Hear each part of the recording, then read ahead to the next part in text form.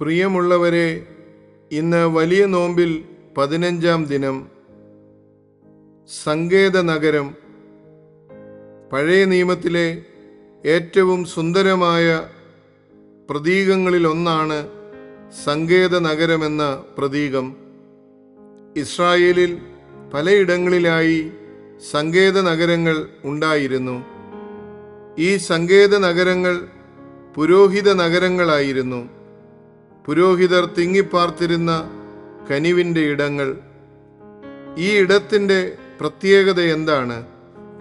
സമൂഹം ദുഷ്ടരാക്കുന്നവർക്ക്, സമൂഹം ഭ്രഷ്ട് കൽപ്പിക്കുന്നവർക്ക്, സമൂഹത്തിൻ്റെ മുന്നിൽ ഒന്നുമല്ലാത്തവരും ഒന്നുമില്ലാത്തവരും കുറ്റവാളികളുമായി മാറിയവർക്ക് ഈ സങ്കേത നഗരങ്ങളിലേക്ക് ഓടിച്ചെല്ലാം.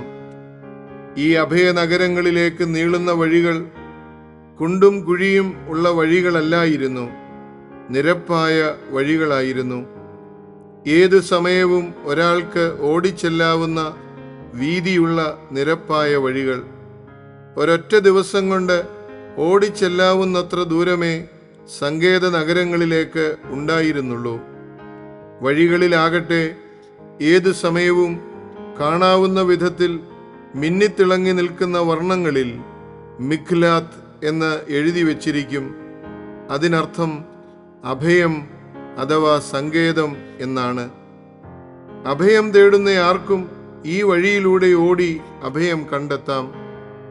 പിന്നീട് അയാളുടെ കുറ്റം തെളിയുന്നതുവരെ, നിയമത്തിന് അയാളെ ഏൽപ്പിച്ചു കൊടുക്കുന്നതുവരെ അയാൾക്ക് പുരോഹിതന്റെ അമ്മ നൽകുന്ന ഭക്ഷണം കഴിച്ച് പുരോഹിതന്റെ സ്നേഹത്തണലിൽ ജീവിക്കാം.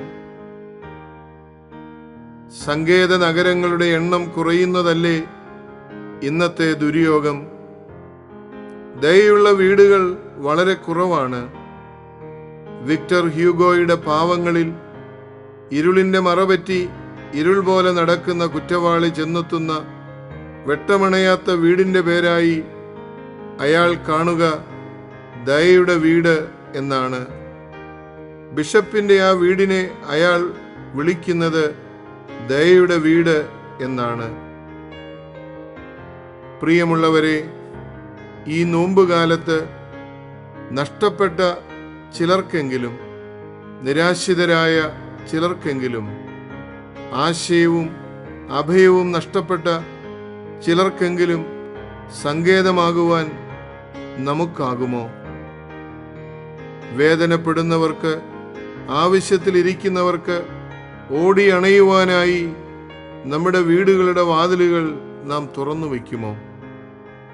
നഷ്ടപ്പെട്ടവർക്കൊക്കെ തിരിച്ചു വരുവാൻ ഒരു സാധ്യതയുണ്ട്. ആ സാധ്യതയാണ് നമ്മുടെ ഭവനങ്ങൾ പ്രഘോഷിക്കേണ്ടത്. നെരൂദ ഒരു കവിത കുറിച്ചത് ഇങ്ങനെയാണ്: എപ്പോഴും മെഴുകുതിരികൾ കത്തിയെരിയുന്ന പള്ളി പോലുള്ള ഒരു വീടും, അവിടെ കാത്തിരിക്കാൻ അമ്മ വീട് പോലെ ആരെങ്കിലും ഉള്ളിടത്തോളം കാലം ഏത് അലച്ചിലുകാരനും നന്മയിലേക്ക് തിരിച്ചു വരും. തിരിച്ചെടുക്കാനാകാത്ത വിധത്തിൽ നഷ്ടപ്പെട്ടു പോയ ഏത് വ്യക്തിയാണ് ഉള്ളത്?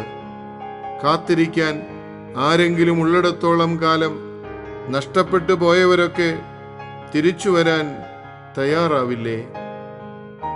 ഈ വലിയ നോമ്പിൽ നഷ്ടപ്പെട്ടു പോയ ഒരാൾക്കെങ്കിലും അഭയമാകുവാൻ നമുക്ക് തീരുമാനിക്കാം. അതല്ലേ ദൈവം പ്രസാദിക്കുന്ന നോമ്പ്. ഏവർക്കും നല്ലൊരു ദിവസം ആശംസിക്കുന്നു. സസ്നേഹം, ഈപ്പനച്ചൻ.